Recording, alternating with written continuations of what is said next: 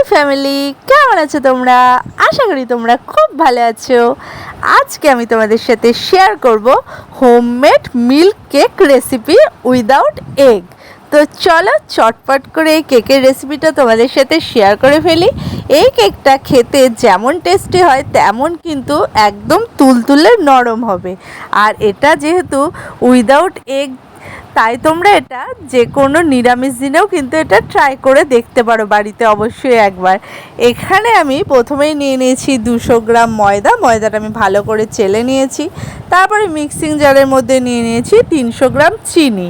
আমি 200 গ্রাম ময়দার জন্য 300 গ্রাম চিনিটাই ইউজ করি। চিনিটাকে একদম গুঁড়ো গুঁড়ো করে নিয়েছি মিক্সিতে দিয়ে। এবার ময়দার চিনিটা একসাথে মিশিয়ে নেব। তারপরে দিয়ে দেব একটু স্বাদ মতো লবণটা অপশনাল, তোমরা চাইলে দিতেও পারো নাও দিতে পারো।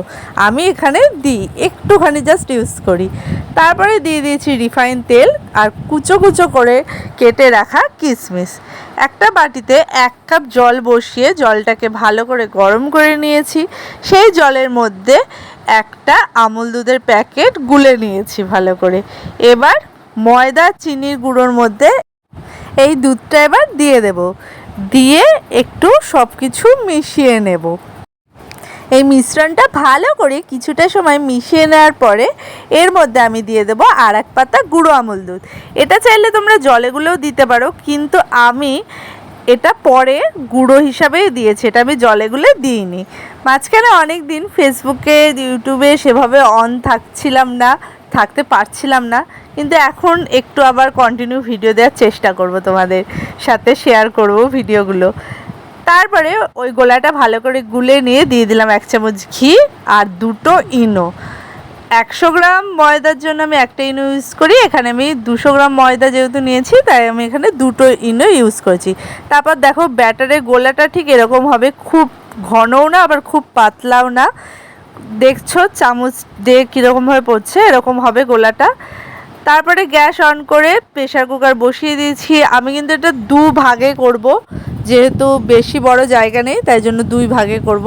প্রেশার কুকারটা গরম হয়ে যাওয়ার পরে এখানে লবণ গরম হয়ে যাওয়ার জন্য দিয়েছি, আর একটা ফয়েলের মধ্যে ভালো করে রিফাইন তেল মাখিয়ে নিয়েছি।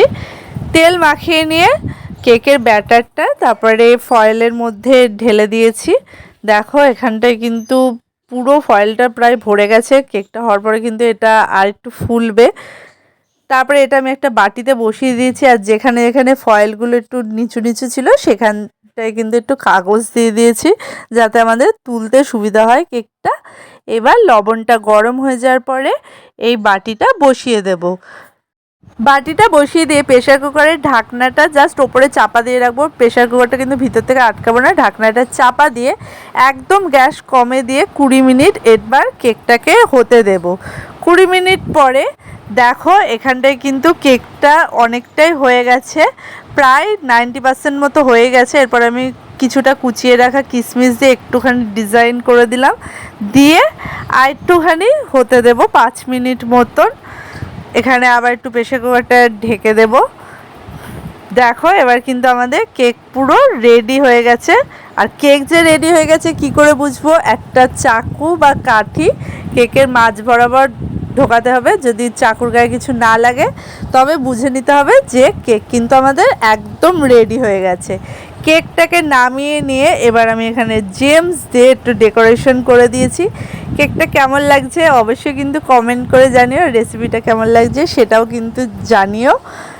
এবার এই কেকটা আমার ইচ্ছে সোনা একটু কাটবে, ওর সবসময় কেক কাটতে খুব ভালো লাগে। দেখো এখানে ও কেক কাটছে। হ্যাপি বার্থডে মামা। হ্যাঁ কাটতে। হ্যাপি বার্থডে মামা।